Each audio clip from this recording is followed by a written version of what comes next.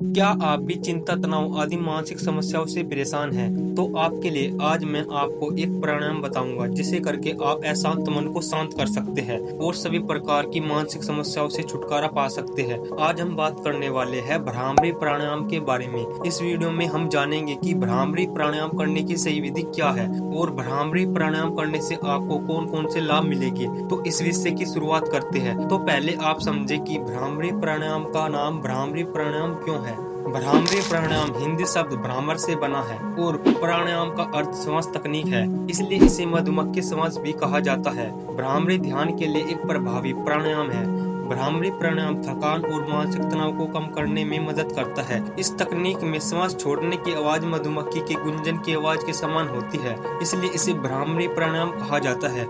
मन को शांत करने के लिए भ्रामरी प्राणायाम का अभ्यास बहुत ही अच्छा होता है। इसका अभ्यास आप घर, ऑफिस कहीं भी कर सकते हैं। इस प्राणायाम को लेकर वैज्ञानिक भी कहते हैं कि भ्रामरी प्राणायाम मस्तिष्क की तंत्रिकाओं को अच्छा रखता है और मस्तिष्क के हिस्से को विशेष लाभ प्रदान करता है। और वैज्ञानिक कहते हैं कि मधुमक्खी की ध्वनि की तरंगे मन को प्राकृतिक रूप से शांत करती है। भ्रामरी प्राणायाम मन को शांत करता है और शरीर को बिल्कुल स्वस्थ रखता है। भ्रामरी प्राणायाम से आप चिंता, तनाव, क्रोध आदि समस्याओं से छुटकारा पा सकते हैं। यह आवाज को मधुर बनाता है और स्वर यंत्र को मजबूत करता है। इसका अभ्यास करने से आपकी आवाज बहुत ही आकर्षक बन सकती है। भ्रामरी प्राणायाम का अभ्यास करने से एकाग्रता बढ़ने लगती है। इस प्राणायाम का अभ्यास करने से आप सिर दर्द, माइग्रेन, याददाश्त कमजोर होना आदि इन सभी प्रकार की समस्याओं से छुटकारा पा सकते हैं। अब आप समझ लें कि भ्रामरी प्राणायाम कैसे करें।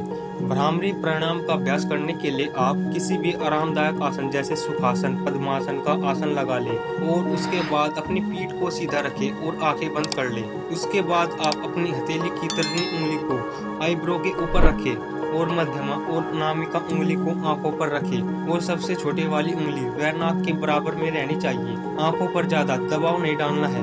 अपने अंगूठे से कान को इस प्रकार बंद करें कि बाहर की आवाज न आए। इसके बाद आप गहरी सांस लें और सांस को छोड़ते समय होंठ बंद रखें और दांतों के बीच में थोड़ा सा अंतर होना चाहिए और की आवाज निकालें। जैसा कि आप इस वीडियो में देख पा रहे हैं, आपको इस प्रकार से ही करना है। और हाँ, आपको एक विशेष बात का ध्यान रखना है कि आपको इस प्राणायाम को शांत स्थान पर करना है। तीसरे स्थान पर आप समझे कि इस प्राणायाम को किस दिशा की ओर मुख कर करना है और कितने समय तक इस प्राणायाम का अभ्यास करना है। पूरब की ओर मुख करें। आप इस श्वास तकनीक का अभ्यास दिन में 5 मिनट से शुरू कर सकते हैं और धीरे धीरे इसे समय के साथ बढ़ा सकते हैं। चौथे स्थान पर आप समझे कि भ्रामरी प्राणायाम का अभ्यास किसे नहीं करना चाहिए। गर्भवती या मासिक धर्म वाली महिलाओं को भ्रामरी प्राणायाम नहीं करना चाहिए। साथ ही गंभीर उच्च रक्तचाप या सीने में दर्द वाले किसी भी व्यक्ति को इसका अभ्यास नहीं करना चाहिए। आपको लेटकर भी इस प्राणायाम को नहीं करना चाहिए। अगर आपका इस विषय से संबंधित कुछ सवाल है तो आप कमेंट बॉक्स में पूछ सकते हैं। आशा करता हूँ कि आपको यह मार्गदर्शन समझ में आ गया होगा। अन्य महत्वपूर्ण विषयों पर चर्चा होती रहेगी।